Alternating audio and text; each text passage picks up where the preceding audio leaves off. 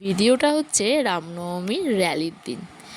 তো রামনবমীর র্যালির দিন আমি পৌঁছে গিয়েছিলাম র্যালি দেখতে। তো সেখানে প্রচুর লোক, ছেলে মেয়ে, বাচ্চা সবাই ছিল। সবাই এরকম সুন্দর সুন্দর পতাকা নিয়ে, অস্ত্র নিয়ে হাতে, অস্ত্র খেলা দেখাতে দেখাতে এত বড় বড় ঠাকুর, খুব মজা করেছিলাম, খুব মজা করছিলাম।